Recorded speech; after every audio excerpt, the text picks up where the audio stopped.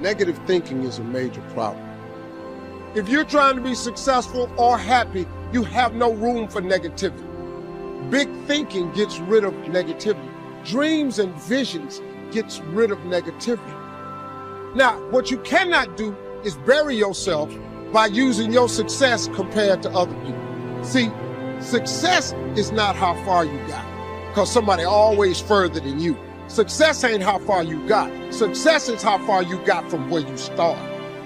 Life will push, squeeze, pressure, and attempt to make you bend at the knee. Some become a victim to life. Things happen, pain, heartache, loss. We can either be the victim or the victor to these situations. So until your mind is open to the possibilities that I can do this, you would never be able to do it. Once the mind starts to believe it can be achieved, it then, only then, does it start to break down tactically how we can do this. Until then, you're gonna always lose. For me to understand, for me to be better, for me to be stronger, I must learn to suffer a little bit. I must learn to struggle a little bit. I cannot reap the rewards of success without understanding about struggles. If you want to go somewhere that only you would go, if you want to create something new and really live a life that was meant for you, because it's literally crafted by you, you have to take the first steps on faith. If you have a dream, don't just sit there. Get your ass up and make something happen. Sometimes you just have to move. Do something. Make a call. Reach out to someone. Google something. Learn something new. Set out what you believe in. Lay out the power you have. Actually, lay out the power that you have always had. Use this, become this, and have it. Your power can take you, put you on your path to your success, to the place where you succeed.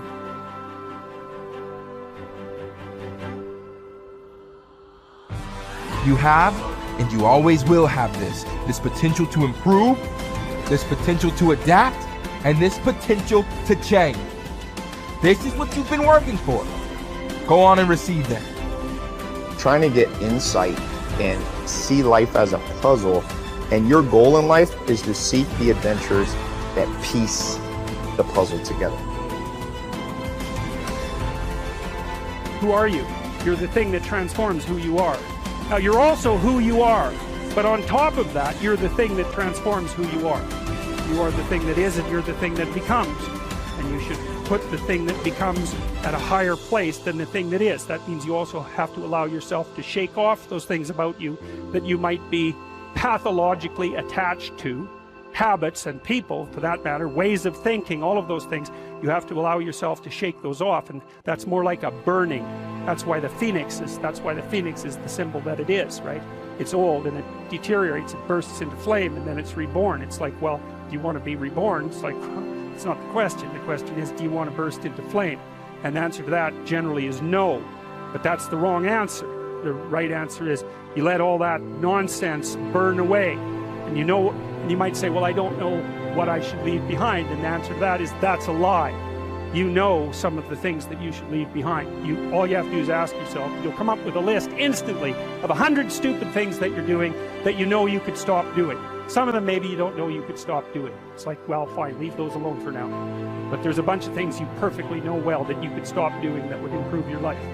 And so do that, see what happens. That's a good idea. What's really interesting is self-value, real self-worth comes from doing hard things. We keep talking about self-love. We keep talking about loving yourself, believing in yourself. That happens naturally when you go through something difficult. Everyone who's listening right now, I guarantee has been through something difficult. Maybe they lost a friend. Maybe they've been through cancer. Maybe they lost their job and had to rebuild. Maybe they completely got destroyed during the pandemic and had to figure everything out with their health. The point is, we've all done hard things, and self-worth and self-value comes from recognizing the hardship you've been through and the growth that you made during that time. Now, if you're someone who's listening and saying, Jay, well, I'm not sure I've been through anything that challenging, well, that's your challenge. Go and figure out what it is that you want to do that's hard. Is it developing a new skill? Is it getting a qualification? Is it starting that business or dream that you've always wanted to do?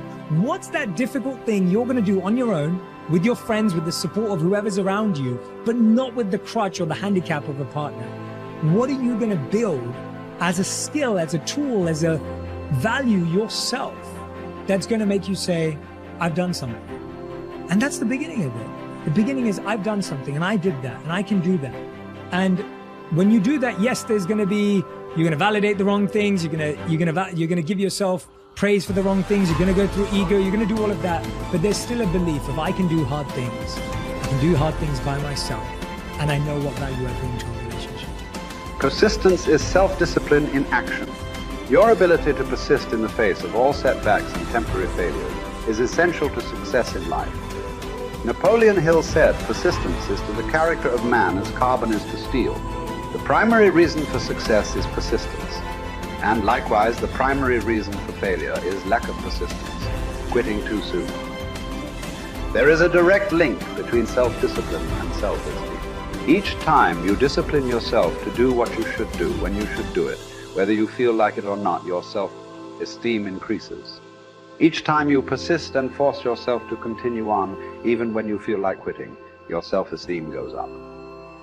Each act of self-discipline strengthens every other act of self-discipline. Every act of persistence strengthens every other act of persistence. When you discipline yourself to persist over and over, you like and respect yourself more and more. You become stronger and more confident. Eventually, you become unstoppable. Persistence is its own reward. Every time you force yourself to persist on a task, whether it is large or small, you feel happier and better about yourself. When you go the extra mile and do more than you are paid for, or more than is expected, your self-esteem goes up. You feel more powerful and in greater control of your life.